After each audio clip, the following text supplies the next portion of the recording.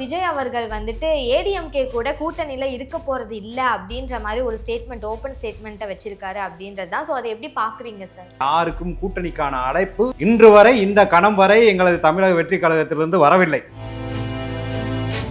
2026 தேர்தலில் தமிழக வெற்றி கழகம் வந்துட்டு ஆட்சியை பிடிச்சிடும் அப்படின்னு சொல்லிட்டு, ஆனா நீங்க மட்டும்தான் சொல்றீங்களே தாண்டி மத்த எல்லாரும் வந்துட்டு அதுக்கு வாய்ப்பே இல்லைன்னு சொல்றாங்களே சார், அதை எப்படி பார்க்க? மக்கள் சொல்கிறார்கள், சாமானியர்கள் சொல்கிறார்கள், அன்றாடங்கட்சிகள் சொல்கிறார்கள், இல்லத்தரசிகள் சொல்கிறார்கள். சொல்றவங்க எல்லாம் அவருக்கு தான் ஓட்டு போடுவாங்க. உறுதியாக சர்வேலாம் எடுத்ததுனாலதான் நான் கான்பிடென்டா சொல்றேன். விஜய் அவர்கள் வந்துட்டு ஒரு விஷயத்தை வந்துட்டு அவர் முன்னெடுத்து நடத்தியிருக்காரு அப்படின்ற மாதிரி எந்த ஒரு தகவலும் வரல. எங்களது அவசர செயற்குழு கூட்டத்தில் அனைத்து தீர்மானங்களும் நாங்கள் போட்டிருக்கோம். தமிழ் தேசியம் திராவிடம் அப்படின்னு சொல்லி பேசிட்டு சப்போர்ட்டா இருந்த சீமானையும் இப்ப பகச்சுக்கிட்டாரு. ஸோ என்ன பண்ண போறாரு 2026ல, அவர் எதை நோக்கி போறாரு, அவரோட பிளான் தான் என்ன அப்படின்னு கேட்கிறாரு சார். அதாவது எங்களுக்கு சீமான் பாய்க்க வேண்டிய தேவையும் இல்லை. மாநில கட்சிகளோடையும் கூட்டணிக்கு வாய்ப்பு இல்லைன்ற மாதிரி சொல்லிட்டாரு. ஸோ தேசிய கட்சிகளோட கூட்டணி வைக்கிறதுக்கு வாய்ப்புகள் இருக்கா? கூட்டணி உறுத்தெல்லாம் தேர்தல் நேரத்தில் தான் முடிவு செய்யப்படும். இருந்தாலும் ஐயா ராமதாஸ் அவர்கள் பாமக நிறுவனர் ஐயா பழையன கழிதலும் புதியன புகுதலும் என்றிருக்கிறார்.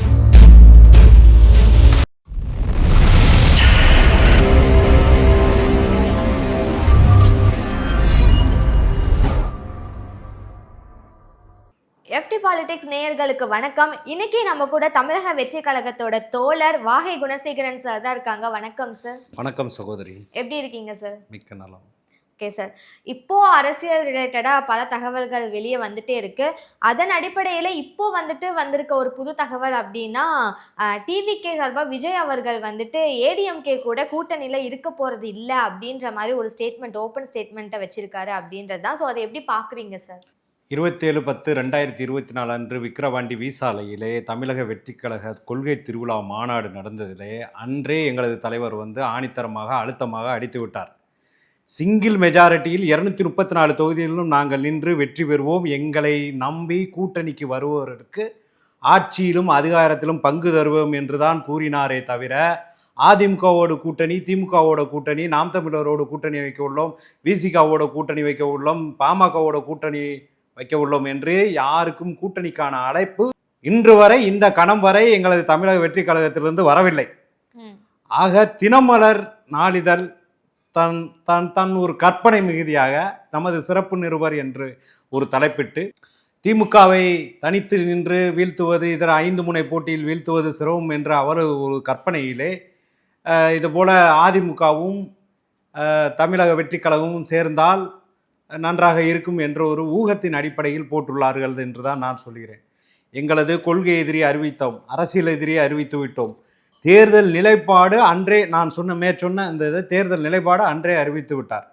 அதனால் தினமலர் நாளிதழுக்கு மட்டுமல்ல, ஒட்டுமொத்த தமிழக மக்களுக்குமே தமிழக வெற்றி கழகத்தின் சார்பிலும் எனது தலைவரின் வழி நின்றும் நான் சொல்கிறேன், சிங்கிள் மெஜாரிட்டியில் நாங்கள் வெற்றி பெறுவது 2026 நடைபெற உள்ள சட்டமன்ற தேர்தலில் உறுதி. அதை தினமலர் நாளிதழும் நீங்கள் எடுத்துக்கொள்ள வேண்டும். ஏனென்றால் அந்த செய்தி அனைத்தும் உண்மைக்கு புறம்பானது, முற்றிலும் கற்பனையானது. அது திட்டமிட்டே சில விஷக்கிருமிகளால் பரப்பப்பட்டது என்றுதான்.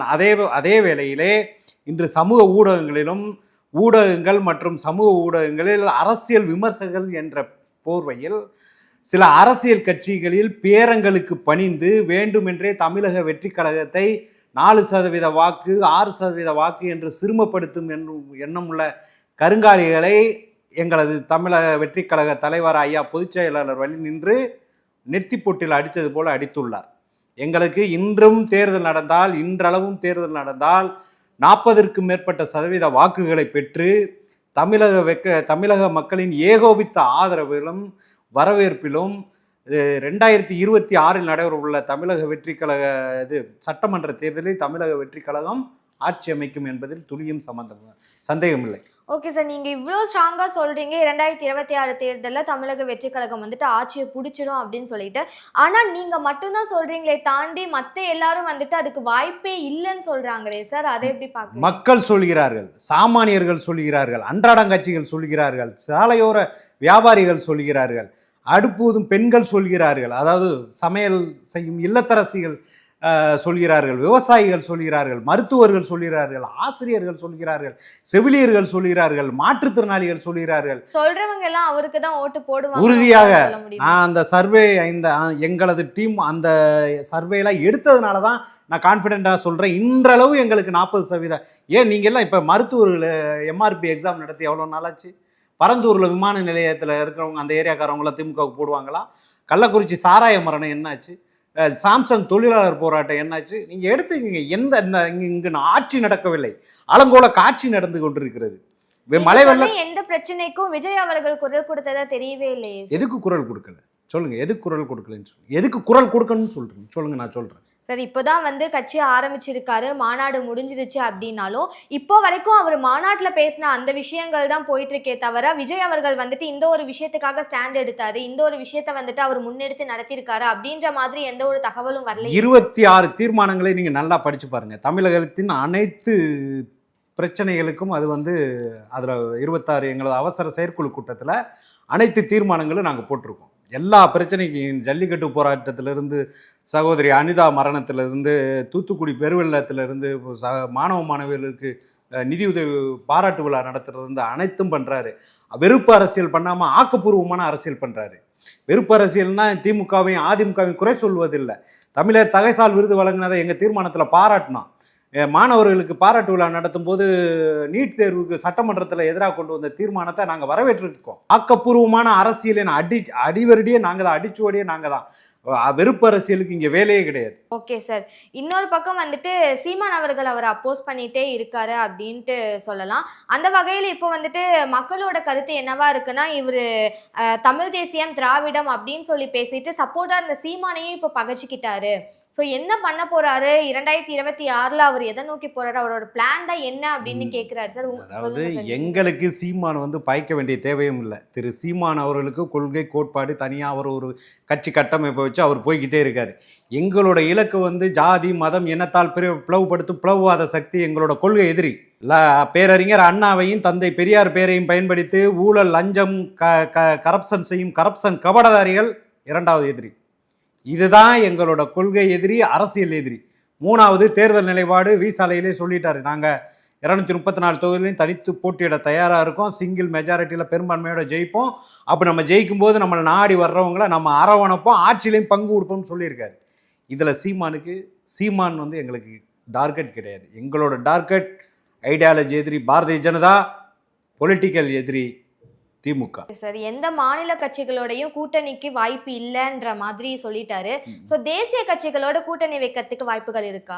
கூட்டணி குறித்தெல்லாம் தேர்தல் நேரத்தில் தான் முடிவு செய்யப்படும். இருந்தாலும் ஐயா ராமதாஸ் அவர்கள், பாமக நிறுவனர் ஐயா மருத்துவர் ராமதாஸ் அவர்கள் பழையன கழிதலும் புதியன புகுதலும் என்றிருக்கிறார். பழையன கழிதலும் பழையன புகுதலும்னால் தான் அவர் அதிமுகவுக்கு போவார், திமுகவுக்கு போவார். புதிதன புகுதலும் சொன்னதுனால தாவகவுடன் ஆட்சி அதிகாரத்தில் அவர்களுக்கு ஏற்கனவே 2006 2011 புதுச்சேரியில் ஆட்சி, 2016 2011 தமிழ்நாட்டில் ஆட்சி என்ற ஆட்சி அதிகாரத்தில் பாட்டாளி மக்களுக்கு பங்கு கொடுக்க வேண்டும் என்பது அவர்களுக்கு நீண்டகால தலையாய ஆசை. அந்த ஆசையின் அடிப்படையிலே ஐயா பாமக ராமதாஸ் அவர்கள் எங்களது கூட்டணிக்கு வரலாம். அடுத்ததாக தென் தமிழகத்திலே உள்ள ஜான் பாண்டியன் கிருஷ்ணசாமி அவர்கள் வரலாம். எஸ்டிபிஐ தமுமுக இதில் 2இல் ஏதேனும் வரலாம். ஸோ தேசிய திராவிட முற்போக்கு கழகம் கூட வரலாம். எல்லாமே அனைத்துமே வரலாம் என்று தான் நான் சொல்கிறேன். ஏனெனில் அவர்களுக்கான தேவை இருந்தால் கண்டிப்பாக வருவார்கள். ஓகே சார், கூட்டணியும் அமைக்கக்கூடிய வாய்ப்பு இருக்கு. அப்போ கூட்டணி அமைக்கக்கூடிய எல்லா வாய்ப்புகள் இருக்கிற நிலையில தனிச்சு நின்று ஜெயிப்போம் அப்படின்னு சொல்ல வேண்டிய அவசியம் என்ன? சிங்கிள் மெஜாரிட்டியில ஜெயிக்கக்கூடிய வல்லமை இருக்கு. இருப்பினும் எங்களை அணுகி கூட்டணிக்கு வந்தால் தாயுள்ளத்தோடு அரவணைக்க எங்களது தமிழக வெற்றி கழக தலைவர் ரெடியாக உள்ளார் என்றுதான் நான் சொல்கிறேன். அதே சமயத்தில் நீங்க வாங்க கூட்டணி பழம் நழுவுகிறது பாலில் விழுகிறது அப்படிங்கிறதுக்கெல்லாம் இங்கே வேலையே இல்லை. டைரக்டாக களத்தில் இறங்கிட்டா எதையும் சந்திக்க தயாராக இருக்கும். ஓகே சார், இப்போ எல்லாரும் சொல்ற ஒரு விஷயம் என்னன்னா, விஜய் அவர்கள் காங்கிரஸ்ல கூட்டணி வச்சா எப்படி இருக்கும்னு பார்க்கணும் அப்படின்றது தான். ஒருவேளை ஃபியூச்சர்ல காங்கிரஸ் கூட கூட்டணி வச்சா அவரோட அரசியல் நிலைப்பாடு எப்படி இருக்கும், எப்படி போகும் சார்? காங்கிரஸ்ல கூட்டணி வைக்கலாமே, அதனால ஒன்றும் தவறு கிடையாது, வச்சா நல்லது தான். 1900 இன்னும் காங்கிரஸ் தன்னை சுயபரிசோதனை செய்து கொள்ள வேண்டும். 1967 நேரெதிரி காங்கிரஸ்.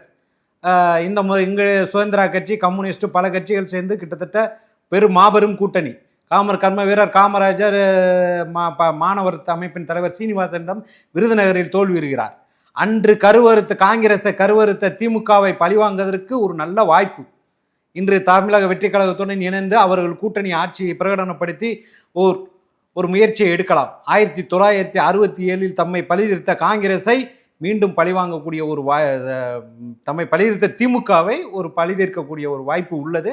அந்த வாய்ப்பினை பயன்படுத்தக்கூடிய அதிகாரம் மத்தியிலையும் அங்கே ஒன்றியத்தில் உள்ள அன்னை சோனியா காந்தி அவர்களிடம், ராகுல்ஜி அவர்களிடமும், இங்கே உள்ள தமிழக காங்கிரஸார்களிடம் உள்ளது. காலம் கணிந்தால் எதுவும் நடக்கும். அரசியல் வரலாற்றிலே கூட்டணி என்பது கடைசி 2 மாதத்தில் கூட மாறிய வரலாறு உண்டு.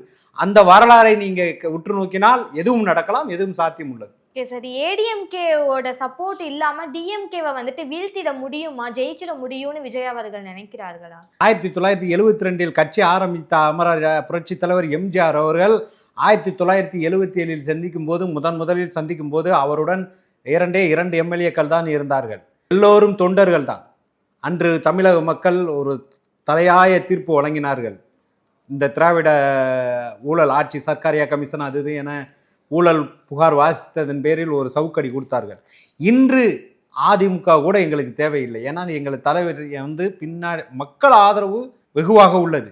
பின்னால் அறிஞர் பெருமக்கள் உட்கார்ந்து அறிஞர் பெருமக்கள் இருந்து திட்டம் தீட்டுகின்றன. செயல் திட்டங்கள் வியூகங்களை வகுத்து 2026 234 தொகுதியிலும் வெற்றி பெறக்கூடிய ஒரு வல்லமையுள்ள திட்டங்களை வகுத்து கொண்டிருக்கிறார். அதன் மூலமாக உறுதியாக 2026 ஆட்சி அமைப்பார்.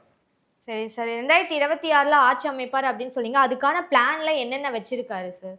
அது வியூக வகுப்பாளர்களுக்கும் தமிழக வெற்றி கழகத்தின் தலைமை நிர்வாகிகளுக்கு தான் தெரியும். அடியனுக்கு ஒன்றும் அறியாது. அது அவங்களுக்கு தான் தெரியும். அது திட்டங்களை செயல் வடிவம் பெறும்போது நீங்களே ஊடகங்கள் நீங்கள் உணர்ந்து கொள்ளலாம். அது ஒன்று. சரி சார், நம்ம இப்போ பேசிட்டு இருந்தோம், சீமான் அவர்களை வந்துட்டு நீங்க ஒரு பொருட்டாவே எடுத்துக்கல அப்படின்ற மாதிரி சொல்லிட்டு இருந்தீங்க. ஆனா சீமான் அவர்கள் பேசும்போது தமிழக வெற்றி கழகம்னு வைக்கிறதுக்கு பதிலாக அகில உலக வெற்றி கழகம்னு நீங்க வச்சுக்கோங்க அப்படின்ற மாதிரி ஒரு விமர்சனம் வச்சிருந்தாரு. அதை எப்படி பாக்குறீங்க சார்? திரு சீமான் அவர்கள் எங்களுக்கு பாலபடம் நடத்த வேண்டிய அவசியம் இல்லை. ஏனெனில் எங்கள் தலைவர் அரசியலை உற்று நோக்கி தெளிவாக முடிவெடுத்து தீர்க்கமாக அடியெடுத்து வைத்து ஒரு அப்பலுக்கற்ற தூய்மையான நேர்மையான அரசியலை தமிழகத்துக்கு கொடுக்க வேண்டும் என்ற எண்ணத்தோடு அறிஞர் பெருமக்கள், ஆன்றோர்கள், சான்றோர்கள், ஐஏஎஸ் அதிகாரிகள், ஐபிஎஸ் அதிகாரிகள் உற்ற எல்லோரிடம் ஆலோசனை நடத்தி இந்த மண் சார்ந்த மக்களுக்கு இந்த மண்ணின் கொள்கைகள் என்னவோ அதை கொடுக்க வேண்டும். இங்கே உள்ள அனைவருக்குமான ஒரு வாழ்வியல் வகுக்கக்கூடிய ஒரு அரசியல் களமாக இது அமைய வேண்டும் என்ற காரணத்தினால் திராவிடமும் தமிழ் தேசியமும் எனது 2 கண்கள் என்று சொல்லி இந்த தமிழ் மண்ணிலே வாழ்கிற நாங்கள் ஆட்சி செய்ய போகிறது இந்த தமிழ் மண்ணல் தான். அப்போ தமிழக வெற்றி கழகம் என்று தான் ஆரம்பிக்க வேண்டும். வெற்றி என்றால் வெற்றிகரமாக வாழ வைக்க வேண்டியதான். கழகம் என்பது ஏற்கனவே அந்த கொடிப்பாடல் விளக்கத்தில் அவர் சொல்லியிருக்கார். ஸோ அதனால் தான் தமிழக வெற்றி கழகம் ஆரம்பிக்கப்பட்டதே தவிர திரு சீமான் அவர்களின் கூற்றுக்கெல்லாம் செவிமடுக்க தேவையில்லை.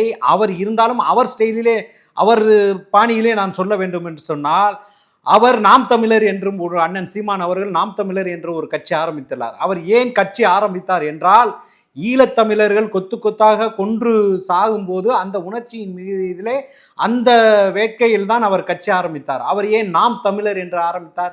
ஈழத்தமிழர் கட்சி என்று தானே ஆரம்பித்திருக்க வேண்டும்.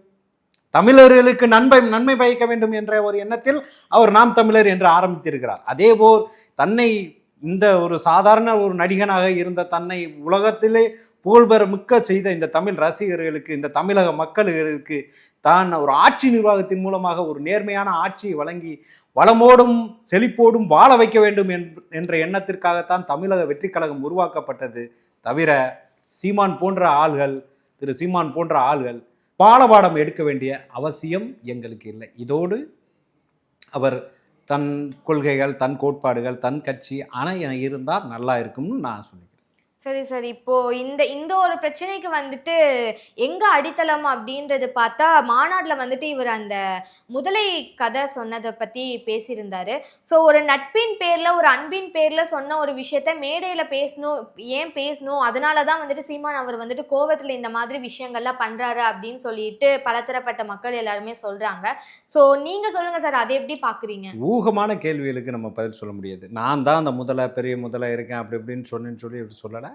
2வது அப்படியே இவர் சொல்லியிருந்தாலும் எங்க தலைவர் சொன்னது தவறு கிடையாது. அதாவது ம். அரசியல்ல நமக்கேன்னு சொல்லிட்டு இருந்திருந்தா, மகாத்மா காந்தி இன்னைக்கு சுதந்திரமே வாங்கி குடுத்துருக்க முடியாது. நமக்கேன்னு சொல்லிட்டு இருந்திருந்தாருன்னா, கட்டபொம்மன் வந்து கப்பம் கட்டிட்டு சாதாரண பாளையக்காரரா போயிருக்கலாம். அவர் வந்து இறங்கி பரங்கியர்களை எதிர்த்து நின்றதனால் தான் மகாத்மா காந்தியும் கட்டபொம்மனும் சரித்திரத்தில் இடம் பிடித்தார்கள். அதேபோல எங்களது தலைவர் வந்து ஒரு கட்டத்தில் சம்பாதித்தது போதும், இனிமேட்டு நான் வந்து நம்மளால முடிஞ்சதை அரசின் வரி வருவாய் மூலமா தமிழக மக்களுக்கு ஏதேனும் நன்மை செய்வோம் என்ற ஒரு நல்ல எண்ணத்தில் வரும்போது பல பேரிடம் பல விஷயங்களை கேட்டிருக்கலாம். அதில் அண்ணன் திரு சீமான் அவர்கள் மட்டும்தான் இந்த கருத்து சொல்லியிருப்பதாக நீங்களுமே ஊகத்தில் தான் சொல்கிறீர்கள். எல்லாரும் நிறைய பேர் சொல்லியிருக்கலாம், வெகு சிலர் சொல்லியிருக்கலாம். இது போல நிகர அகழிகள் இருந்தது, இங்கே முதலைகள் வரும், ராட்சச திமிங்கலங்கள் வரும், அதையெல்லாம் நீங்கள் சமாளிக்க வேண்டும் என்று சொல்லியிருக்கலாம், ஆலோசனை கொடுத்திருக்கலாம். அதன் வெளிப்பாடு தான் வந்து மேடைகளை பிரகடனப்படுத்தினாரே தவிர ஒரு தனி மனித தாக்குதலாக அவர் எந்த காலத்திலும் பிரகடனப்படுத்தவில்லை. 2வது எங்களது கொள்கை என்னென்றால் வெறுப்பு அரசியலுக்கு கடுகளவும் இடமில்லை என்பதுதான் எங்களோட கொள்கை. அதனால் வெறுப்பு அரசியல் பேசி வீண் வீண் வாதம் நடத்துவது வேலையில்லை. உடுத்த உடுத்த உடை, உண்ண உணவு, வருமானத்துக்கு வேலை, இது 3 கொடுக்காத அரசு இருந்து என்ன, இன்னாத என்ன, வாழ்றதுக்கு வீடு, இது 3 இருக்கிற அரசே தேவையில்லைங்கிறாரு. உங்களுக்கு பிராக்டிக்கல் அரசியல் பண்றாரு எங்க தலைவர். இன்னைக்கு என்ன தேவை? சும்மா வசனம் பேசிக்கிட்டு வரலாறு பேசிக்கிட்டு இதெல்லாம் ஒண்ணுமே கிடையாது. நம்ம வந்து பிராக்டிக்கலா தமிழக மக்களுக்கு என்ன பண்ண முடியும் அதை நம்ம பண்ணுவோம், அதை இந்த மண் சார்ந்த கொள்கைகளை முன்னிறுத்தி பண்ணுவோம் அப்படிங்கிறது தான் எங்க தலைவர் சொல்றாரு தவிர வேற ஒண்ணும் கிடையாது. Okay sir. காத்திருந்து பார்ப்போம் சார். 2026 அரசியல் எந்த மாதிரி அமையுது அப்படின்னு. ரொம்ப நன்றி சார். மிக்க நன்றிமா.